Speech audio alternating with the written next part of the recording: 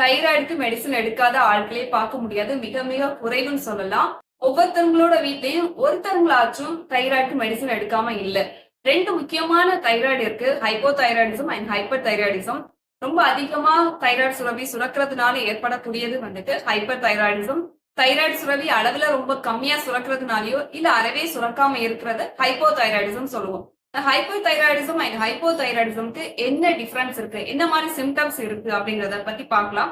ஹைப்போதைராய்டிசம்ல என்னென்ன சிம்டம்ஸ் பாத்தீங்கன்னா, ஃபர்ஸ்ட் தலையில இருந்து வரலாம். முடி வந்து ரொம்ப ட்ரையா இருக்கும், ரொம்ப தின்னா இருக்கும், ஹேர் லாஸ் ஆயிட்டே இருக்கும், முடி உடைஞ்சு உடைஞ்சு போயிட்டே இருக்கும். அண்ட் அடுத்து கண்ணு கீழே பாத்தீங்கன்னா ரொம்ப வீக்கா உடைஞ்சு இருக்கும், பஃபி ஐஸும் சொல்லுவோம் இல்லையா, அதே மாதிரி ஃபேஸ் பாத்தீங்கன்னா அதுவுமே ரொம்ப வீக்கமா ரொம்ப பஃபினஸா இருந்துட்டே இருக்கும். அண்ட் ஹார்ட் பீட் வந்து ரொம்ப ஸ்லோவா இருக்கும். மாடிப்படி ஏறி இறங்கும் போது மூச்சு விடுறதுக்கு ரொம்பவே சிரமமா இருக்கும்.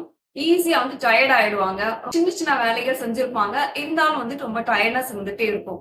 மசில் பெயின்ஸ், ஜாயிண்ட் பெயின்ஸ் இருக்கும். அது மட்டும் இல்ல, மசில்ஸா இருக்கட்டும், அந்த கை கால் எல்லாமே ரொம்ப ஸ்டிஃபா இருக்கிற மாதிரி ஃபீல் பண்ணுவாங்க. வந்துட்டு காரணமே இல்லாம வெயிட் அதிகமாயிட்டே இருக்கும். கான்ஸ்டிபேஷன் ப்ராப்ளம் இருந்துகிட்டே இருக்கும். கோல்டு வந்துட்டு ரொம்ப சென்சிட்டிவா இருக்கிற மாதிரி ஃபீல் பண்ணுவாங்க. ஒரு சிலருக்கு முடி உடைஞ்சு போற மாதிரி, நகம் கூட உடைஞ்சு போற மாதிரி இருக்கும். ரொம்ப டிப்ரெஸ்டா இருப்பாங்க. ஸ்கின் பாத்தீங்கன்னா ரொம்ப ட்ரைனஸா இருக்கும். சோ இந்த மாதிரி சிம்டம்ஸ் எல்லாம் இருந்துச்சுன்னா ஹைப்போதைராய்டிசம் அப்படின்னு எடுத்துக்கலாம். தென் ஹைப்பர் தைராய்டிசம்க்கு எப்படி இருக்குன்னு பாத்தீங்கன்னா, கழுத்து கீழே வந்து ஒரு லம்பு, அதாவது வந்துட்டு கொஞ்சம் வீங்கின மாதிரி இருக்கும். தென் இதய துடிப்பு பாத்தீங்கன்னா ரொம்ப அதிகமா துடிக்கிற மாதிரி இருக்கும். காரணமே இல்லாம வெயிட் லாஸ் ஆயிட்டே இருக்கும். ஸ்கின் பாத்தீங்கன்னா ரொம்ப சொரசொரப்பா ரொம்ப ஸ்வெட் ஆகுற மாதிரி இருந்துட்டே இருக்கும். பசி அதிகமா இருக்கும். என்ன சாப்பிட்டாலும் உடம்புல தெரியாது. அண்ட் பவுல் மூமெண்ட்ஸ் பாத்தீங்கன்னா ஒரு நாளைக்கு வந்து லூஸ் மோஷன் போற மாதிரி இருக்கும், இன்னொரு நாளைக்கு வந்துட்டு கான்ஸ்டிபேஷன் ஆகுற மாதிரி இருக்கும். எப்பவுமே வந்து ஒரு நர்வஸா இருப்பாங்க, ரொம்ப பயமா இருப்பாங்க, ஏதாவது ஒரு திங்கிங்ல இருக்க மாதிரியே இருக்கும். எந்த ஒரு வேலை செய்யறதுக்கும் இன்ட்ரெஸ்ட் இருக்காது, தூக்கமா இருக்கிற மாதிரி இருக்கும், டே ஸ்லீப் இருந்துட்டே இருக்கும். நைட்டு பாத்தீங்கன்னா தூக்கம் இல்லாத மாதிரி இருக்கும். இரகுலர் பீரியட்ஸ் இருக்கும். ஒரு சிலருக்கு வந்து ப்ளீடிங்கே ரொம்ப கம்மியா இருக்கும்.